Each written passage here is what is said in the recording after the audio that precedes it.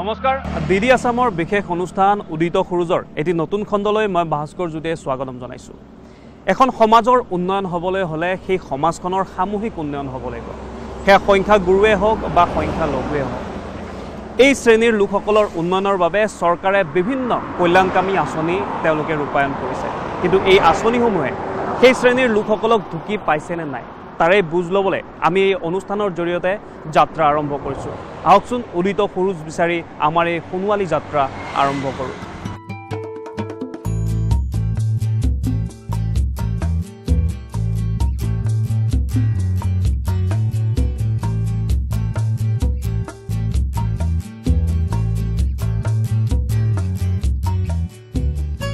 উদিত সূৰুজ বিচাৰি আমি গৈ আছোঁ এতিয়া নগাঁও জিলাৰ ৰূপহী চহৰৰ মাজেৰে।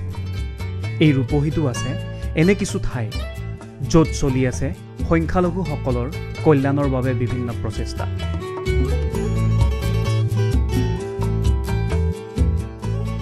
ৰূপহী অসমৰ নগাঁও জিলাৰ এখন চহৰ আৰু মহকুমা। ভাৰতত মহকুমা হ'ল জিলাৰ ভিতৰতে কোনো এটা বিশেষ অঞ্চলৰ প্ৰশাসন আৰু ৰাজহ সংগ্ৰহৰ দায়িত্বত থকা জিলাৰ মহকুমা।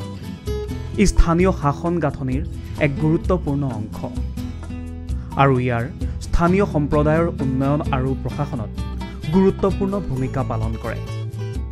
2011 চনৰ লোকপিয়লৰ তথ্য অনুসৰি ৰূপহী ব্লকৰ মহকুমা সংকেত 02033। ৰূপহী মহকুমাৰ মুঠ আয়তন 296 কিলোমিটাৰ। ৰূপহী মহকুমাৰ জনসংখ্যা 2,28,206 জন। ৰূপহী মহকুমাৰ জনসংখ্যা ঘনত্ব প্ৰতি বৰ্গ কিলোমিটাৰত 771.5 জন। মহকুমাটোত প্ৰায় 43,717টা ঘৰ আছে। ৰূপহী মহকুমাত আছে প্ৰায় 63খন গাঁও। গুৱাহাটীৰ পৰা প্ৰায় 120 কিলোমিটাৰ অতিক্ৰম কৰি আহি আমি নগাঁৱৰ উৰিয়া গাঁৱৰ পৰা বাওঁদিশে সোমাই আহিছোঁ আৰু সোমাই আহিয়ে দেখিছোঁ সুন্দৰ ছবি, গাঁৱৰ ছবি। দুকাষে পথটোৰ দুকাষে পথাৰ য'ত খেতি কৰি আছে। মুঠতে চহা জীৱনৰ এখন সুন্দৰ ছবি আমি দেখিবলৈ পাইছোঁ। আৰু এই পথেৰে আমি ৰূপহীলৈ যাম উদিত সূৰুজ বিচাৰি। প্ৰায় 12 কিলোমিটাৰ অতিক্ৰম কৰিব লাগিব আৰু ৰূপহীলৈ।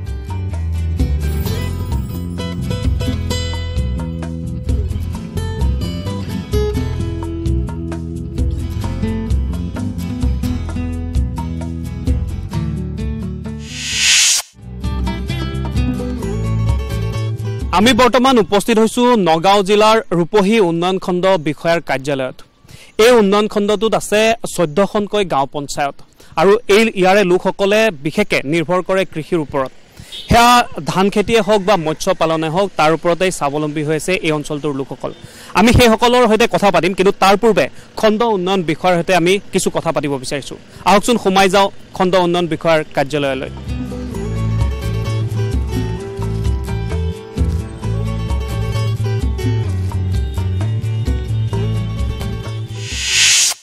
ৰূপহী উন্নয়ন খণ্ডৰ খণ্ড বিষয়াগৰাকী মোৰ সৈতে আছে। আমি তেওঁৰ সৈতে কিছু কথা পাতিম। এই অঞ্চলটোত কি ধৰণে উন্নয়ন হৈছে বা চৰকাৰী আঁচনিসমূহৰ কাম কি ধৰণে ৰূপায়ণ কৰা হৈছে আমি সকলোখিনি কথা তেওঁৰ সৈতে পাতিম। আপোনাক প্ৰথমতে স্বাগতম জনাইছোঁ। নমস্কাৰ। হয়, আপোনাৰ এই গোটেই উন্নয়ন খণ্ডটোত কিমানকেইখন পঞ্চায়ত আছে? মোৰ মুঠ 14খন পঞ্চায়ত আছে আৰু আঞ্চলিক পঞ্চায়ত এখন, ৰূপহীয়াত আঞ্চলিক পঞ্চায়ত। এই পঞ্চায়তসমূহত ধৰক চৰকাৰী আঁচনিসমূহ যিসমূহ আহিছে, প্ৰধানমন্ত্ৰী আৱাস যোজনাৰ পৰা আৰম্ভ কৰি বিভিন্ন আঁচনি, সেই আঁচনিসমূহ কি ধৰণে ৰূপায়ণ হৈছে? এইটো আঞ্চলিক পঞ্চায়তৰ আণ্ডাৰত বা ৰূপহীহাট উন্নয়ন খণ্ডৰ আণ্ডাৰত প্ৰায় 16,000 ঘৰ ইয়াৰ মুছলমান অধ্যুষিত এৰিয়া। গতিকে তাৰ 16,000 ঘৰ ইয়াৰ মানুহে লাভান্বিত হৈছে। আৰু 2 নম্বৰ কথা, এনৰেগা আঁচনিৰ অধীনত প্ৰায় 458টা উন্নয়নমূলক কাম চলি আছে আৰু MSDP অধীনত প্ৰায় 26টা আঁচনি চলি আছে। আদৰ্শ গ্ৰামৰ 2খন গাঁও পঞ্চায়ত আছে, 2খন গাঁও পঞ্চায়তৰ 2খন বিশেষ গাঁও আছে, আদৰ্শ গ্ৰামৰ অধীনত চলি আছে। আৰু এই অঞ্চলটোৰ যিসকল লোক আছে বহু আমি দেখি আহিছোঁ, সেই লোকসকলে তেওঁলোকৰ মূল উপাৰ্জন যিটো, সেই উপাৰ্জন কি গোটেই অঞ্চলটোৰ?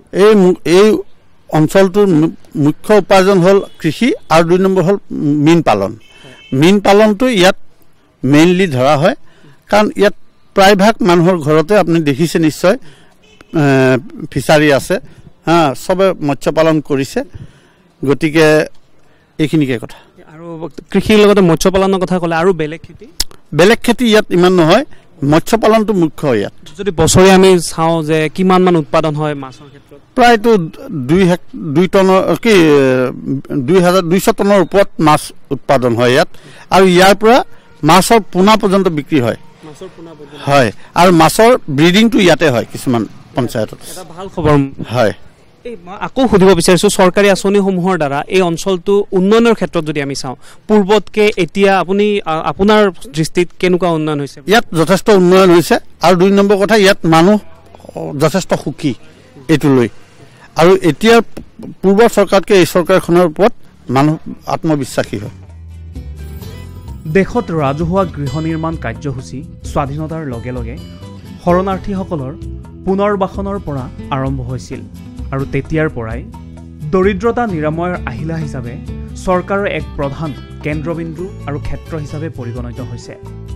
গ্ৰাম্য গৃহ নিৰ্মাণ কাৰ্যসূচী এটা স্বতন্ত্ৰ কাৰ্যসূচী। 1996 চনৰ পৰাই চলি আহিছে এই কাৰ্যসূচী। হিতাধিকাৰীসকলক প্ৰদান কৰা হৈছে চৰকাৰী গৃহ। 2022 চনৰ আঁচনিখনৰ দ্বাৰা সকলোৰে বাবে গৃহ নিৰ্মাণ প্ৰদানৰ বাবে চৰকাৰৰ দায়বদ্ধতাৰ প্ৰতি লক্ষ্য ৰাখি IAY পুনৰ গঠন কৰি প্ৰধানমন্ত্ৰী আৱাস যোজনা গ্ৰামীণ হিচাপে কাৰ্যকৰী কৰা হয়। 2022 চনৰ ভিতৰত সকলো গৃহহীন গৃহস্থ আৰু জৰাজীৰ্ণ ঘৰত বাস কৰা পৰিয়ালসমূহক এটা পকা ঘৰ আৰু মৌলিক সুবিধাসমূহৰ সৈতে প্ৰদান কৰা হয়। চৰকাৰৰ কল্যাণকামী আঁচনিসমূহৰ ভিতৰত অন্যতম আঁচনি হৈছে প্ৰধানমন্ত্ৰী আৱাস যোজনা, যি আঁচনিৰ জৰিয়তে দুখীয়া দৰিদ্ৰ লোকসকলৰ বাবে এখন চালি দিছে, অৰ্থাৎ তেওঁলোকক থাকিব পৰা এটা ঘৰ দিয়া হৈছে।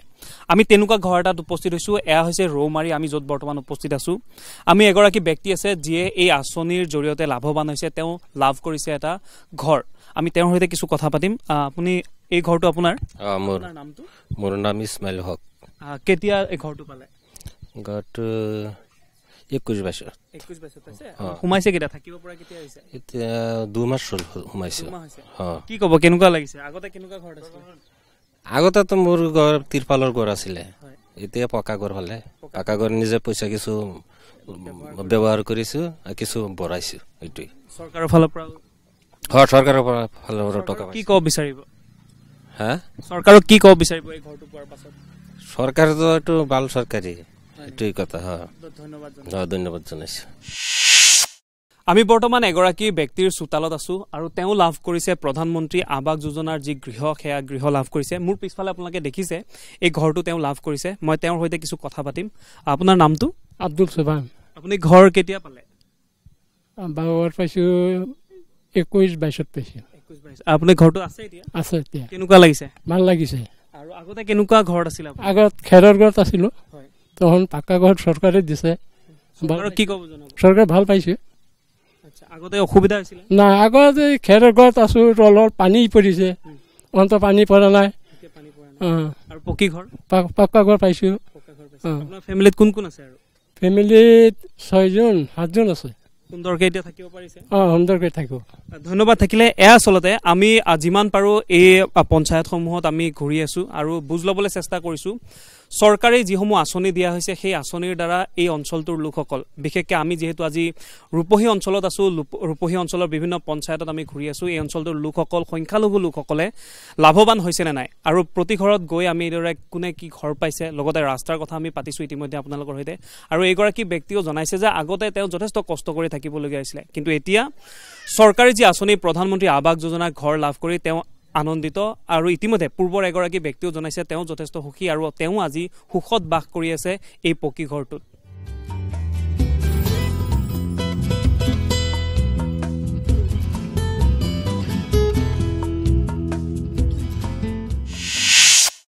মোৰ সৈতে এই গাঁও পঞ্চায়ত কোঅৰ্ডিনেটৰগৰাকী আছে, মই তেওঁৰ সৈতে কিছু কথা পাতিম। প্ৰথমতে আপোনাৰ নামটো জানিব বিচাৰিম। মই মহম্মদ নুৰ হুছেইন। আচ্ছা, এই গোটেই অঞ্চলটোত এই গোটেই ব্লকটোত কেনেধৰণে কাম হৈছে, বিশেষকৈ আপোনাৰ পঞ্চায়তত? মোৰ ফাকলি গাঁও পঞ্চায়তত আজি মানে 16-17 পৰা 21-22লৈকে মোৰ 1295টা ঘৰ আহিছে।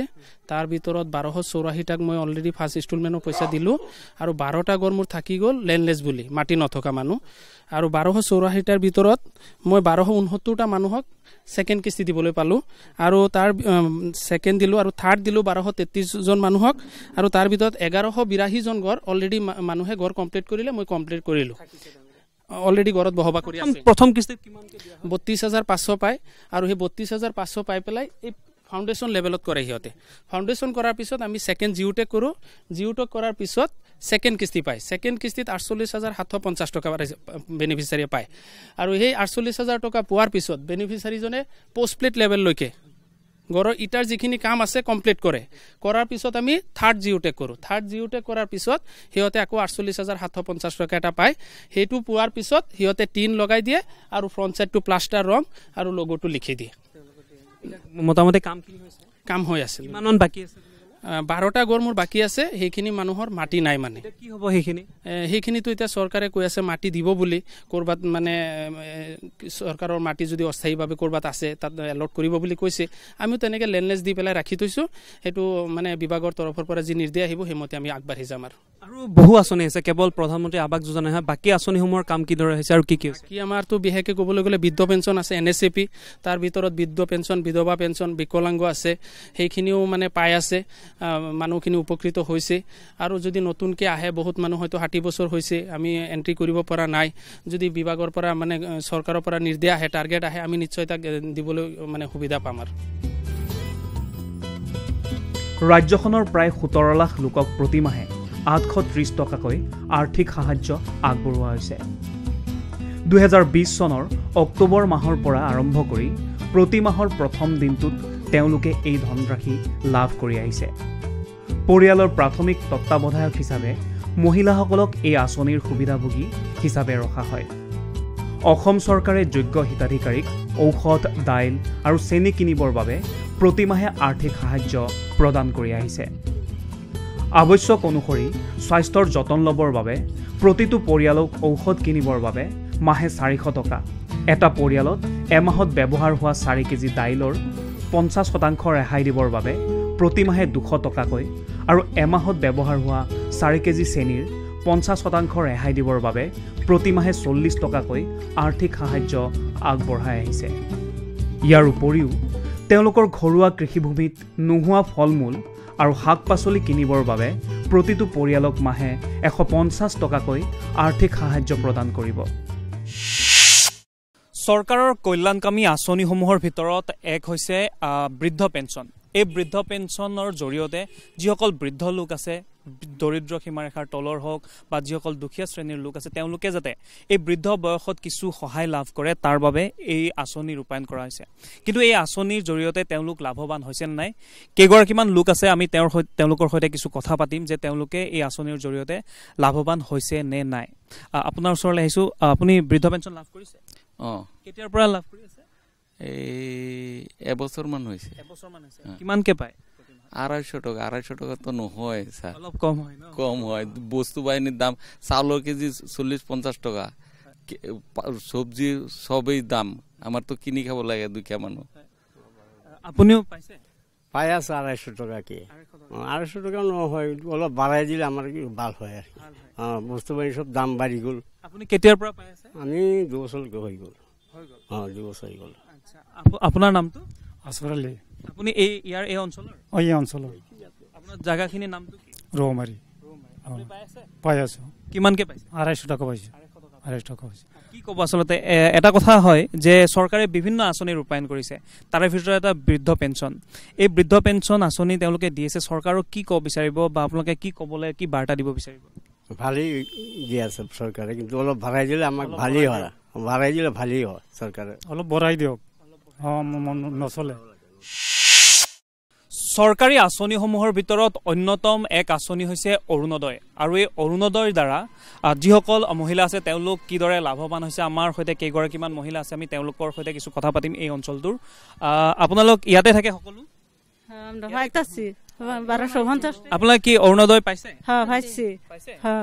পাই আছে একবার পাইছি বা 830 টাকা তারপর থেকে পাইতেছি 1250 টাকা তেডে আঙ্গর না চলে না বেমার আজার জায়গা আঙ্গর 8-12 দিন আপোনালোকে পাইছে আপুনি হ্যাঁ আমরাও পাইছিলাম কেতিয়াৰ পৰা পাই আছে পাইছিলাম তো কত দেৰি না কিমান কে পায় আপোনালোকে পাইছি কি জানি আপুনি কেতিয়াৰ পৰা পাই আছে এক বছর ধরে পাইতেছি পাইছে কিমান কে পাইছে আগে পাইছি 830 টাকা ওখানে পাই 1250 টাকা তো বাদে আঙ্গরি দিয়ে চলে আমরা তো করি অন্য কিছু বাড়াই দিন লাগে আপুনিও পাইছে পাইছি আপুনি আমরাও পাইছি 860 পাইছি আৰু আপুনি পাইছে পাইছি আমি এইসকল মহিলাই অৰুণোদয়ৰ জৰিয়তে প্ৰতি মাহে 1250 টকাকে পাই আছে আপোনালোকে 1250 টকা তেওঁলোকে লাভ কৰিছে তেওঁলোকে বিভিন্ন সময়ত সেই টকাৰে তেওঁলোকৰ ঘৰৰ বিভিন্ন ক্ষেত্ৰত প্ৰয়োজন হোৱা যিখিনি টকা সেই টকাৰ প্ৰয়োজনীয়তা তেওঁলোকে পূৰণ কৰিবলৈ সক্ষম হৈছে যদিও তেওঁলোকে ইয়াৰ পাছতো অলপ বৃদ্ধি কৰাটো বিচাৰে চৰকাৰৰ ওচৰত তেওঁলোকে আহ্বান জনাইছে যাতে আৰু ইয়াতকৈ আৰু কিছু বৃদ্ধি কৰে আৰু তেওঁলোকৰ যথেষ্ট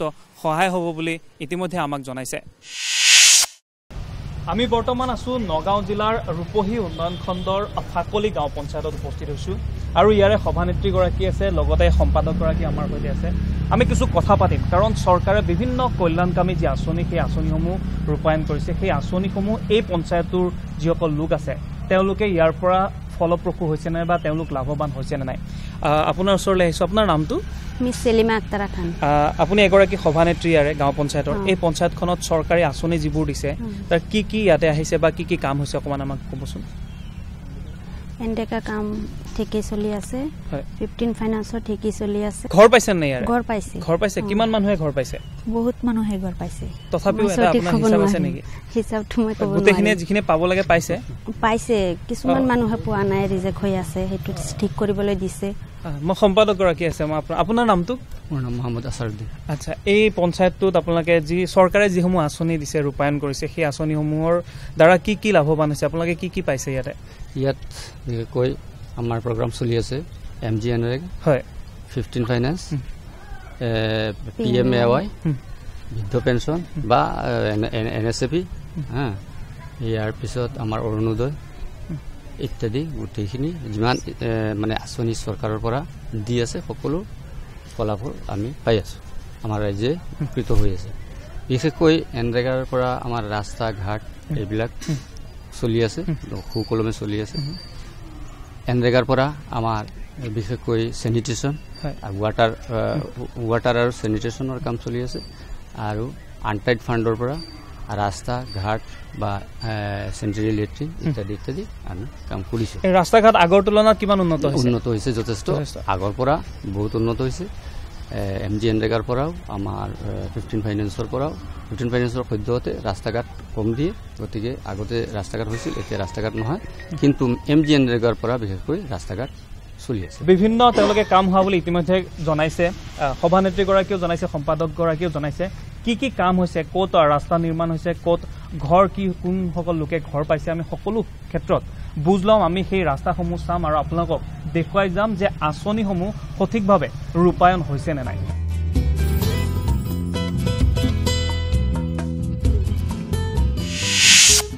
ফাকলি গাঁও পঞ্চায়তৰ এইগৰাকী মোৰ সৈতে আছে ইয়াত কি ধৰণে কাম হৈছে ৰাস্তা ঘাটৰ পৰা আৰম্ভ কৰি প্ৰধানমন্ত্ৰী আৱাস যোজনাৰ কাম সুচাৰুৰূপে হৈছে নে নাই তেওঁ পৰ্যবেক্ষণ কৰি আছে মই তেওঁৰ সৈতে কিছু কথা পাতিম বাইদেউ আপোনাৰ ওচৰলৈ আহিছোঁ আপুনি এই গোটেই অঞ্চলটোৰ কাম কাজখিনি ভালকৈ চাই হয় চাই আছোঁ মই আজি 10 বছৰ ধৰি ৰূপহী উন্নয়ন খণ্ডত কাৰ্যবাহী অভিযন্তা হিচাপে কাম কৰি আহিছোঁ মই ইয়াতে ফাকলি গাঁও পঞ্চায়তৰ অভিযন্তা হয় মই 10 বছৰ ধৰি কামখিনি চাই আছোঁ ভালদৰে হৈ আছে আৰু মই মোৰ অনুপস্থিত মানে কাম তেনেকৈ বিল পাছ হৈ নাযায় গতিকে মই কামখিনি সুচাৰুৰূপে কৰি আছোঁ বৰ্তমানলৈকে শেহতীয়াকৈ যিখিনি কাম হৈছে সেইখিনি কাম কিমান হৈছে আৰু কেনেকৈ হয় শেহতীয়াকৈ এইবাৰ 22-23ত আমাৰ 12টা MGNREGA স্কিম আহিছে আৰু MGNREGA স্কিমৰ তাৰ লগত আছে আমাৰ ৰাস্তা আছে লেণ্ড ডেভেলপমেণ্ট আছে আৰ্ট ফিলিং সেইখিনি আহিছে আৰু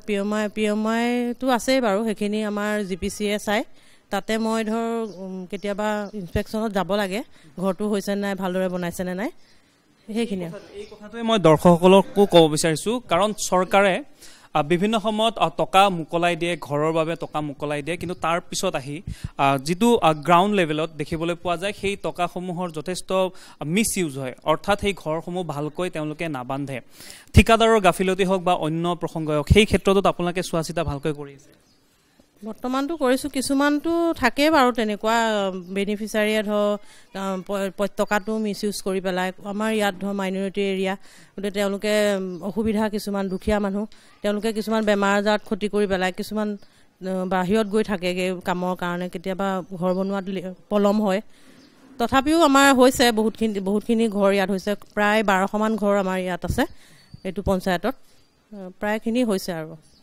ধন্যবাদ থাকিলে সকলো চৰকাৰী আঁচনিৰ পৰা যিসমূহ ধন আহে বা উন্নয়নৰ বাবে যিসকল সাধাৰণ লোক আছে তেওঁলোকৰ বাবে দৰিদ্ৰ লোকসকলৰ বাবে উন্নয়নৰ বাবে যি টকা আহে সেই টকাখিনি যাতে ভালকৈ তেওঁলোকে ব্যৱহাৰ কৰিছে অৰ্থাৎ ৰাস্তাটো বনাওঁতে যাতে ভালকৈ নিৰ্মাণ কৰিছে ঘৰটো বনাওঁতে যাতে ভালকৈ নিৰ্মাণ কৰিছে সকলোখিনি চোৱা চিতা এইগৰাকী অভিযন্তাই কৰি আছে যাতে ভাল এটা ঘৰ লাভ কৰিব পাৰে দুখীয়া দৰিদ্ৰ লোকসকলে বা সেই গাঁওখনৰ অঞ্চলবাসীয়ে যাতে এটা ভাল পথেৰে যাতায়াত কৰিব পাৰে তাৰ সকলোখিনি পৰ্যবেক্ষণ কৰিছে এইগৰাকী অভিযন্তাই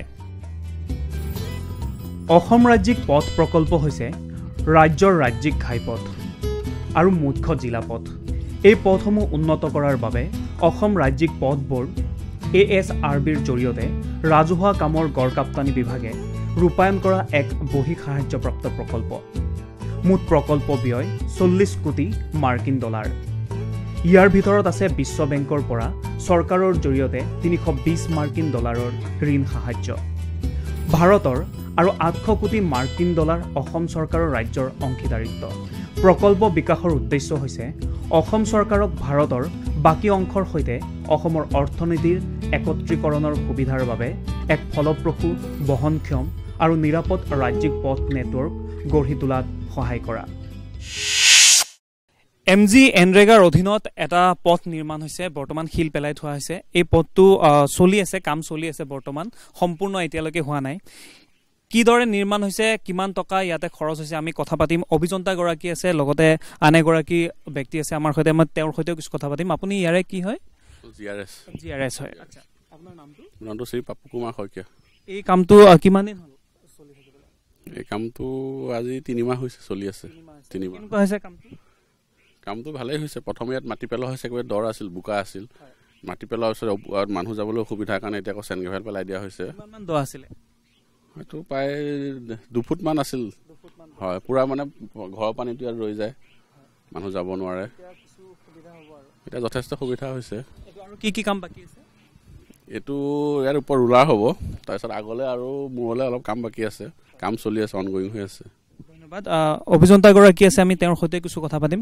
বাইদেউ এই পথটো যথেষ্ট দ আছিল বুলি শুনিছোঁ কিমান টকা এইটো 13 লাখ টকা এইটো MGNREGAৰ হয় MGNREGA আৰু ইয়াতে আৰু কি কাম আছে আৰু কিমান দূৰ এইটো আৰু আগলৈ এইটো মাটি পেলাব লাগিব তাৰপৰত আৰু চেনগেভেল পেলাব মানে মানুহৰ সুবিধাৰ্থেহে চেনগেভেলটো পেলোৱা হৈছে এনেই আমাৰ চাবলৈ গ'লে আমাৰ MGNREGAৰ সদায় মাটিৰ কামেই হয় কিন্তু মানুহৰ অহা যোৱা কৰা অসুবিধাৰ কাৰণে আমি চেনগেভেলটো পেলাই দিয়া হৈছে চেনগেভেলৰ টকাটো আচলতে আমি মাটি টকাৰ ওপৰতে ধৰা হৈছে এইটো এক্সট্ৰাকে মেটেল বুলি নহয় আৰু 13 লাখ হয় 13 লাখ টকাৰ এষ্টিমেট এমাউণ্ট আৰু ৱেজত এইটো 11 লাখ মান আছে আপুনি আহিবচোন এই গাঁওখনৰ অঞ্চলটোৰ নামটো কি এইটো ফাকলি হয় এইটো কিবা নাম আছে নেকি এইটো ফাকলি গাঁও পঞ্চায়তৰ এখন স্কিমৰ নামটো এইটো মৰণগাঁও PW ৰোডটো মন্নাচালি হাউচ মৰণগাঁও ৰোড এইটো যে যিটো কৈছে কিমান মান মানুহ আছে ইয়াতে ইয়াতো চুবুৰীটোতো ডাঙৰ প্ৰায় 900 মিটাৰ এইটো গোটেই ৰাউণ্ডটোত 900 মিটাৰত মানুহ আছে যথেষ্ট লোক আছে এই পথটো যথেষ্ট দ আছিলে প্ৰায় 2 ফুট মান দ আছিলে আৰু এইটো মাটি পেলোৱা হয় আচলতে MGNৰেগাৰ অধীনত যিখিনি কাম আহে কিন্তু ৰাইজৰ সুবিধা হওক বুলি ইয়াতে শিল তেওঁলোকে ওপৰত পেলাইছিল আৰু কিছু কাম বাকী আছে আৰু সম্পূৰ্ণ হৈ উঠিলে নিশ্চয় এই ইয়াত থকা এই অঞ্চলটো থকা যিসকল লোক আছে তেওঁলোকৰ যথেষ্ট সুবিধা হ'ব কাৰণ বছৰ বছৰ ধৰি তেওঁলোকে বোকা পানীৰে অহা যোৱা কৰিবলগীয়া হৈছিলে এই পথটোৰে আৰু এতিয়া MGNৰেগাৰ অধীনত চৰকাৰে দিয়া উন্নয়নমূলক আঁচনিসমূহৰ অধীনত এই পথটো নিৰ্মাণ হৈছে আৰু এতিয়াৰ পৰা এই অঞ্চলটোত থকা যিসকল লোক আছে তেওঁলোকৰ যথেষ্ট সুবিধা হ'ব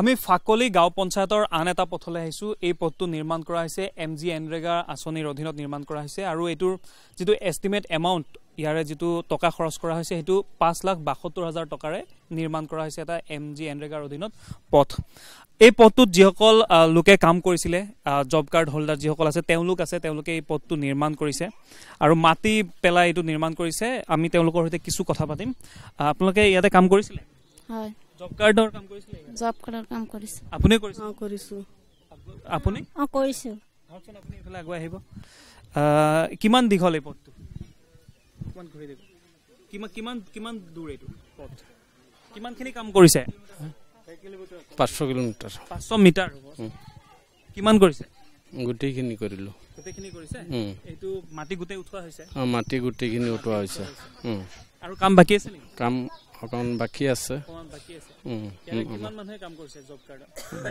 মানুহ আছে 60-70 জন মানুহ পইচা পাইছে না জব কাৰ্ড পইচা পাইছোঁ আপুনি অকণমান আঁতৰি দিব মই তেওঁলোকৰ লগত আপোনালোকে পইচা পাইছে নে জব পাইছো পাইছে আপোনালোকে পাইছো পাইছো যিসকল জব কাৰ্ড হোল্ডাৰ আছে তেওঁলোকে এই পথটোৰ কাম কৰিছে আৰু তেওঁলোকে ইতিমধ্যে জনাইছে যে তেওঁলোকে জব কাৰ্ডৰ যিখিনি পইচা পাবলগীয়া সেই টকাখিনিও তেওঁলোকে পাইছে কিন্তু যিয়েই নহওক 5,72,000 টকাৰে নিৰ্মাণ কৰা এইটো পথ MGNৰেগাৰ অধীনত নিৰ্মাণ হৈছে কেৱল এই পথটোৱে নহয় এই আঁচনিৰ অধীনত বিভিন্ন ঠাইত বিভিন্ন অঞ্চলত পঞ্চায়তসমূহত নিৰ্মাণ হৈছে পথ যাৰ পৰা যাতায়াতৰ বাবে যথেষ্ট সুলভ হৈছে সেই অঞ্চলটোৰ লোকসকলৰ ঠিক তেনেদৰে এই ফাকলি গাঁও পঞ্চায়তৰ যিসকল লোক তেওঁলোকেও এই পথটো নিৰ্মাণ কৰি তেওঁলোকৰ যাতায়াত সুচল কৰি লৈছে সুযোগ সুবিধা সকলোৰে বাবে আহে মাত্ৰ সঠিক সময়ত সেই সুযোগ গ্ৰহণ কৰিব জানিব লাগিব চৰকাৰী আঁচনিসমূহৰ যি সুবিধা সেই সুবিধাও গ্ৰহণ কৰিব লাগিব যিসকল শ্ৰেণীৰ বাবে যিসকল লোকৰ বাবে সেই সুবিধা আহে ইতিমধ্যে সেই সুবিধা গ্ৰহণ কৰি বহু লোক লাভান্বিত হৈছে পৰৱৰ্তী খণ্ডত আমি আন এটা ঠাইলৈ যাম আৰু সেই অঞ্চলটোৰ বুজ ল'ম এতিয়ালৈ উদিত সূৰ্যৰ পৰা আজিৰ এই খণ্ডটিৰ পৰা মই ভাস্কৰ জ্যোতিয়ে বিদায় লৈছোঁ ধন্যবাদ